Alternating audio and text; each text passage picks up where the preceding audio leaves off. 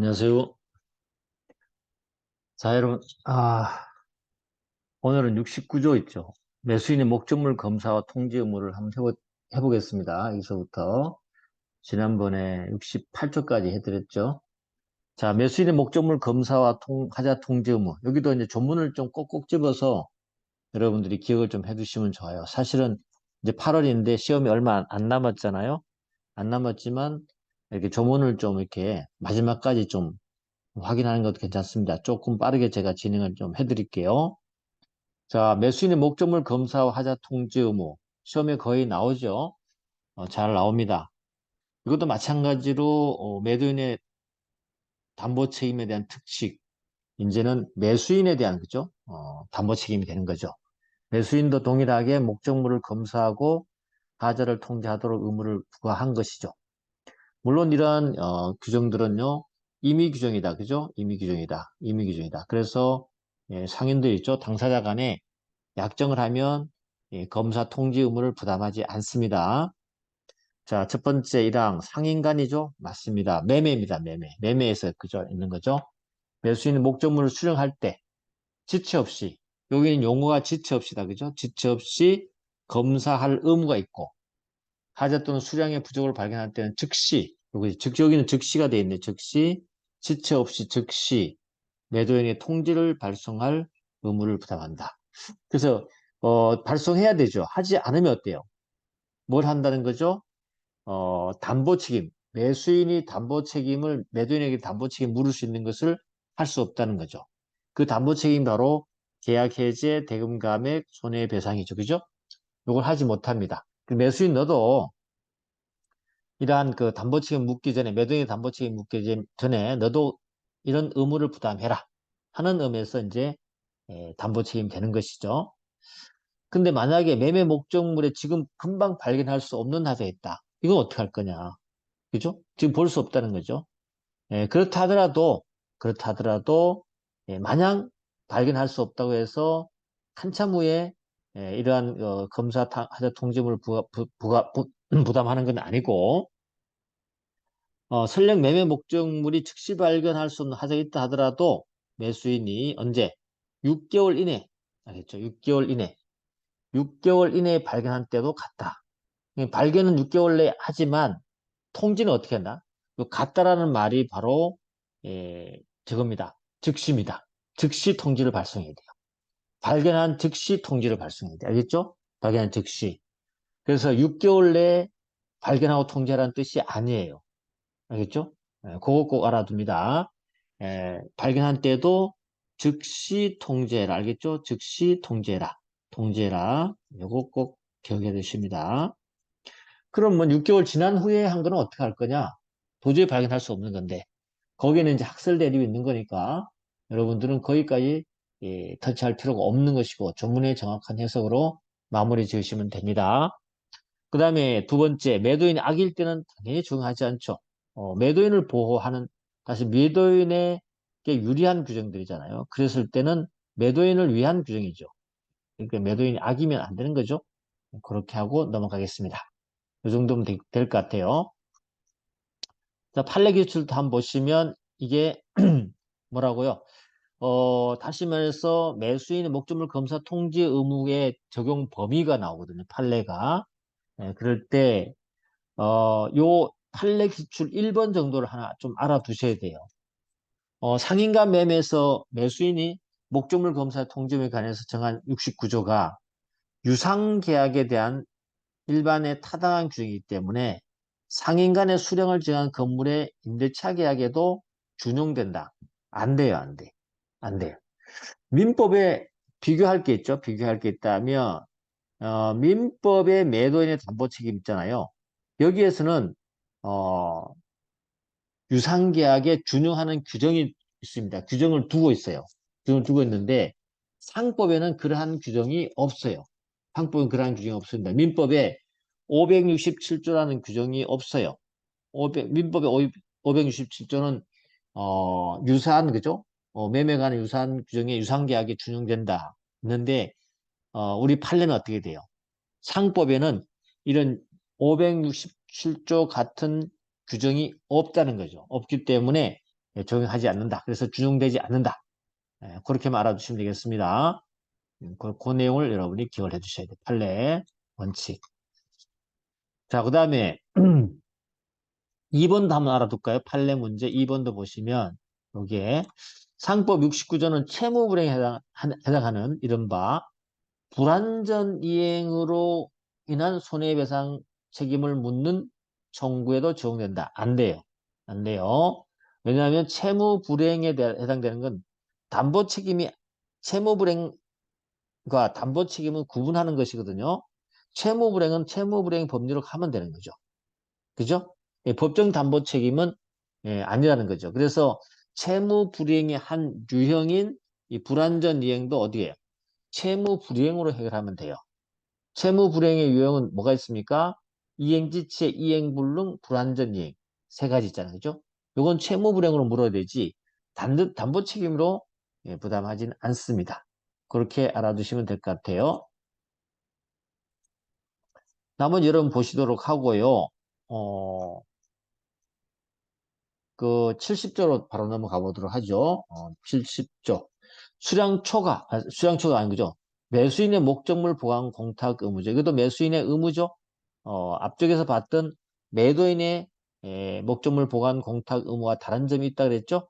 뭐 거의 나머지는 똑같은데 매수인이 목적물 검사 통지 의무의 경우에 요거는 여러분이 좀 생각을 해보셔야 되겠죠.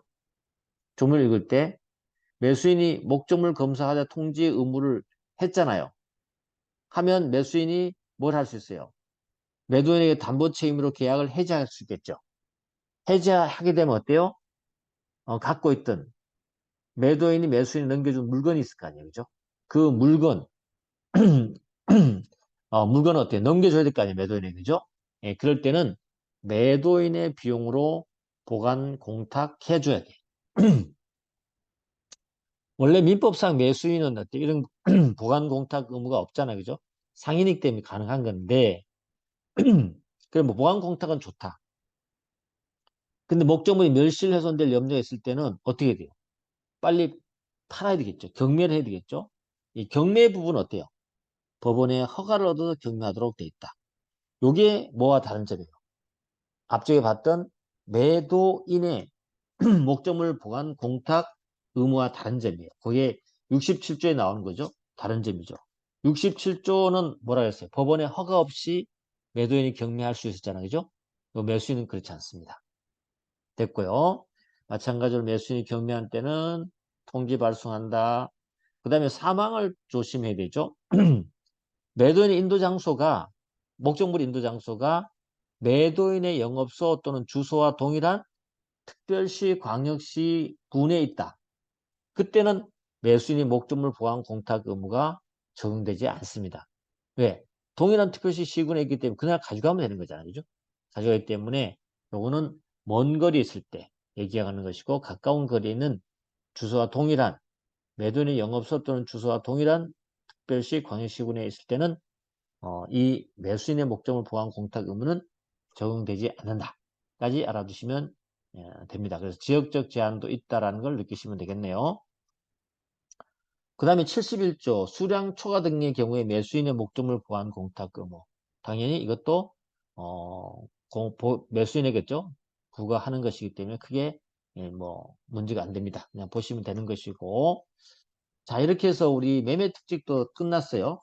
이제 넘어가서 이제 상호 계산, 상호 계산, 계약 특징. 이 3장부터는 또 우리가 계약 특징을 하죠. 그래서 상호 계산, 익명조합, 합자조합에 대한 내용이 나오게 됩니다. 그래서 계약 특징으로 요걸 이제 우리가 계약 특징이라고 하죠. 계약 특징. 민법의 계약 특징으로 보면 돼요. 알겠죠? 그래서 첫 번째 상호계산, 두 번째 익명조합. 알겠죠? 익명조합. 세 번째는 합자조합. 알겠죠? 이렇게 되는 거예요. 이해됐죠? 그래서 상호계산도 어때요? 상호계산 계약인 거죠. 그래서 상호계산은 상호계산 계약인데 상호계산은 여러분이 민법에 상계 있잖아요. 상계를 계약으로 여러 개 상계를 할 수 있도록 하는 거. 한꺼번에 퉁치도록 상기할 수 있도록 하는 것이 바로 상호 계산인 거죠. 거래 편리를 위해서요. 그래서 여기는 조심할 게 있습니다. 상인 간, 상인과 비상인 간에. 그러니까 앞쪽에서 매매 특칙에서는 상인 간이죠. 그게 요구됐지만 여기는 어때요? 상인 간도 되지만 상인과 비상인 다 되기 때문에 그거 다른 점이에요. 상시 거래가 거죠. 늘 거래가 거죠. 있는 경우에 일정한 기간의 거래로 인한 채권 채무의 총액에 관해서 뭐 한다? 상계한다. 알겠죠? 퉁친다는 거죠. 서로 단골끼리 그죠? 한 6개월 동안 서로가 주고받을 걸 갖다 주면서 돈 계산하는 것이 아니고 장부에만 적어놨다가 딱 6개월이나 일정한 기간 지난 다음에 어떻게 한다고요? 예, 한꺼번에 퉁쳐서 서로 계산하는 것을 우리가 상호 계산 계약이라 하는데 이것도 계약이기 때문에 계약으로 그런 상호 계산을 계약을 한다는 거죠. 그걸 알아두시면 되겠네요. 자, 그럼 상호 계산 계약과 관련된 내용에 보면 여기 몇 가지 이제 특칙을 두고 있어요. 왜냐하면 상호 계산 계약이 상법상 잘 운영될 수 있도록 하기 위해서 몇 가지 전제 조건을 달아 놓아야 되겠죠. 그 다툼이 생길 수 있는 부분이 있겠죠. 그런 것들을 법조문에 규정하게 된 것입니다. 73조 상업증권상의 채권 채무에 관한 특칙이다. 어음 기타 상업증권의 채권 채무를 상호 계산에 개입할 때 그 중에 그죠? 그 증권 채무자가 변제하지 않은 때는 당사자는 그 채무의 항목을 상호 계산해서 제거할 수 있다. 요건데요.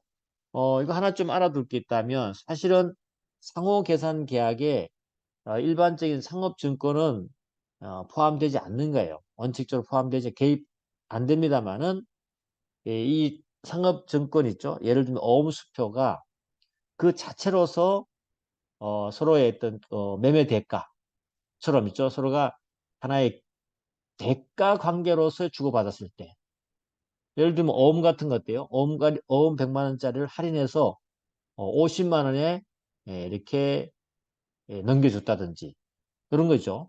그래서 어떤 대가 관계로서 50만 원짜리 어음으로 생각하고 서로 주고받은 경우가 있다는 거죠. 이럴 때는 우리가 상업증권도 상호 계산에 포함될 수가 있어요. 있어요. 그런데 문제는 어때요? 그 증권에 어음수표 같으면 그 증권의 채무자가 별도로 따로 있는 거잖아요. 따로 있고 또 그다음에 어음의 특수 관계상 어때요? 지급 기한이 있고 등등 이런 변제 기간이 있단 말이죠. 그죠? 어음 채무에 대한. 거기에 대한 부분은 별도로 계속 진행되기 때문에 그죠? 이러한 특징을 두게 된 겁니다. 그래서 어음 기타 증권으로 만약에 상호 계산에 대가 관계로 개입을 했다 하더라도 그 증권 채무자가 변제하지 않을 때는 당사자는 그 채무의 항목을 상호 계산해서 제거할 수 있다. 그래야 되겠죠. 그래야지. 왜냐하면 이렇게 주고받는 거거든요. A하고 B가 있는데 B가 상호 계산 중에 하나로 어음을 어떻게 해요?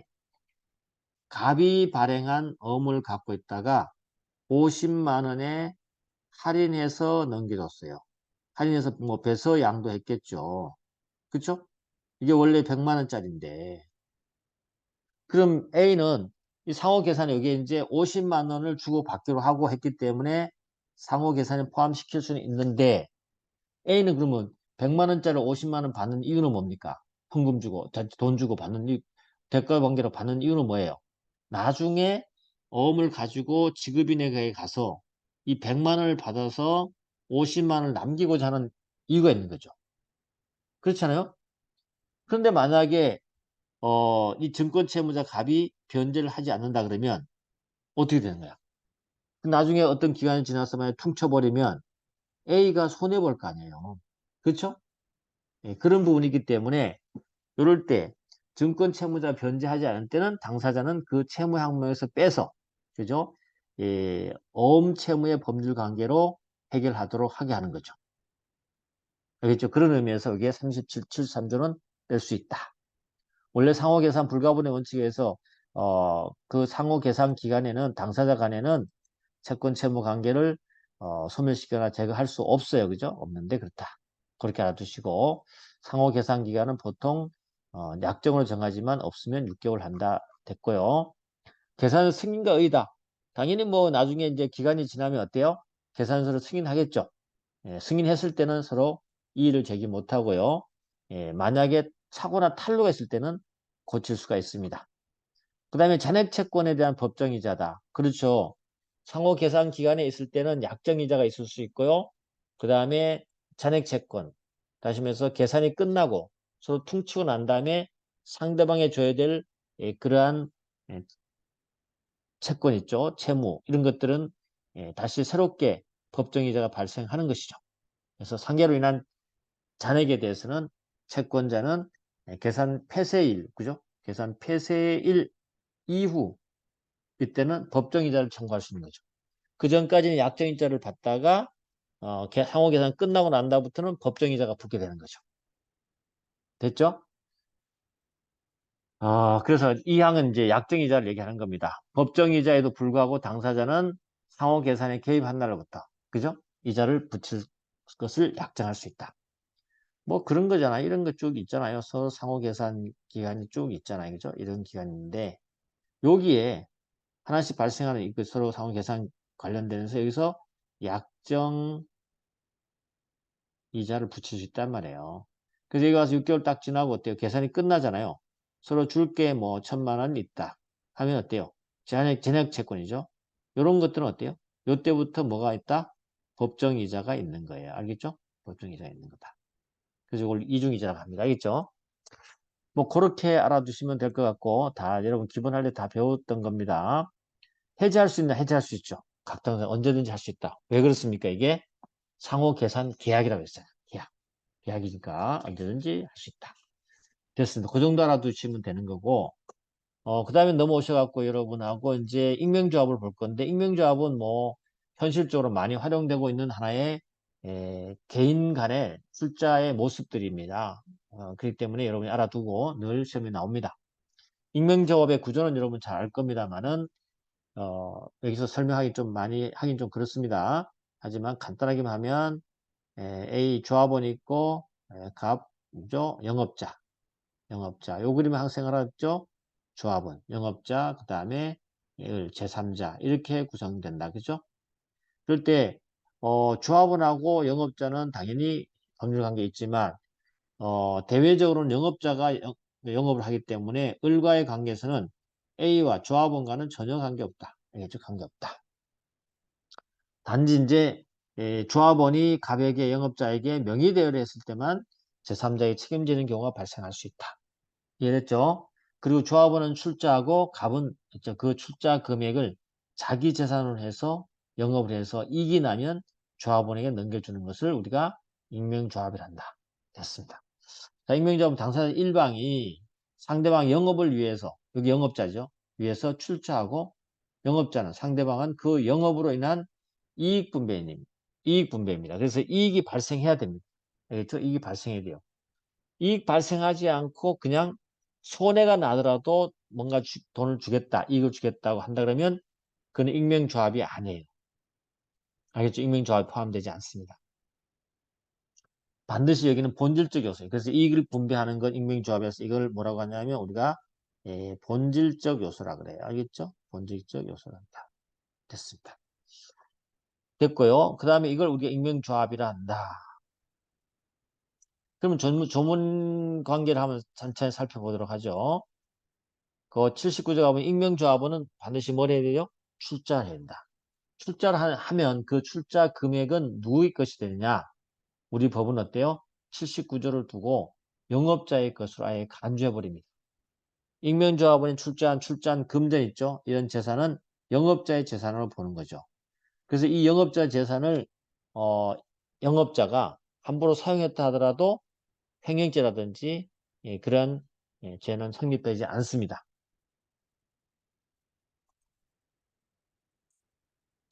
자, 그렇게 넘어가도록 하고요. 그 다음에 익명조합원의 대외관계. 조합원은 제3자한테 아무 관계 없다 그랬죠? 그 다음에 81조.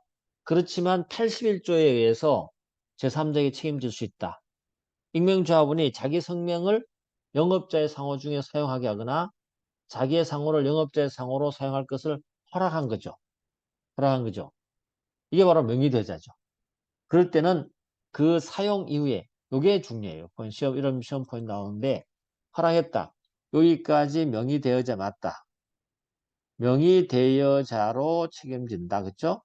그런데 책임은 언제부터 지느냐? 그겁니다. 그 명의를 사용한 이후의 채무에 대해서. 그전 채무는 안 돼요. 명의를 사용한 이후의 채무에 대해서 영업자하고 연대에서 변제할 책임이 주어진다. 임명처럼 알겠죠? 예, 그렇게 알아두시면 되겠습니다.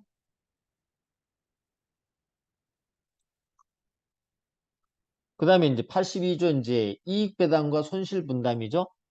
익명조합원은 출자가 손실로 감소된 때는 손실을 전부한 후가 아니면 이익배당 청구 못해요. 여기 손실 전부 반드시 우선해야 돼요. 두 번째, 손실이 출자액을 초과하더라도 익명조합원은 이미 받은 이익의 반환이나 증자할 의무는 없어요. 그렇다고 해서. 받아갈 때는 손해 나면 손실을 감수한 것을 전부한 후가 아니면 가져갈 수 없고 이미 받은 거는 돌려줄 필요 없고 알겠죠? 그렇지만 당사자 간에 다른 약정이 있으면 적용하지 않는다는 말은 약정이 있으면 요거와 다르게 1항과 2항과 이익 배당과 손실 분담을 다르게 정할 수는 있습니다. 자, 그 다음에 83조 계약의 해지다. 계약이 있다. 다시 말해서 조합계약 해지다. 그죠? 조합계약이기 때문에 계약으로 얼마든지 계약이니까 해지할 수 있겠죠. 조합계약을 조합의 존속기간을 정하지 않았을 때 어느 당사의 종신까지 존속할 걸 약정할 때 각 당사자는요 영업연도 말에 계약을 해지할 수 있습니다. 영업연도 말에 계약을 해지하는 거예요. 왜냐하면 영업자가 영업을 하고 있기 때문에 그런 거죠. 그렇지만 그 해지는 6개월 전에 반드시 예고를 해줘야 된다. 알겠죠? 그렇지만 아무리 존속기간의 약정이 있다 하더라도 부득이한 사항일 때는 각 당사자는 언제든지 서로 해지를 할 수 있다. 뭐 이런 정도 느낌을 받아주시면 됩니다. 계약 종료다. 그렇죠. 계약이 아예 종료되는 경우 종료되는 거죠. 첫 번째는 영업을 폐지하거나 영업을 딴 사람이 넘겨줬을 때, 양도했을 때 당연히 종료되겠죠. 종료됩니다. 종료됩니다. 또 영업자가 영업하는 자가 사망을 했다. 그렇죠. 영업자가 사망을 했다. 안 됩니다. 그죠? 이게 종료됩니다. 사망하거나 제한 능력자, 성년 후견 개시가 됐을 때는 종료됩니다. 근데 영업자 또는 3번이 중요한데 영업자 또는 익명조합원이 파산했다. 알겠죠? 파산했다. 이걸로 인해서 좀 파산한 경우도 종료하는 거죠. 영업자 또는 익명조합원의 파산.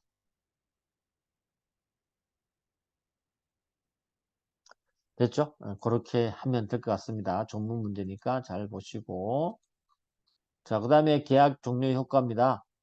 계약이 종료한 때 영업자는 익명조합원에게 그 출자의 가액을 반환해줘야 되지. 맞습니다. 그러나 출자가 손실을 감수할 때는 그 잔액을 반환한대.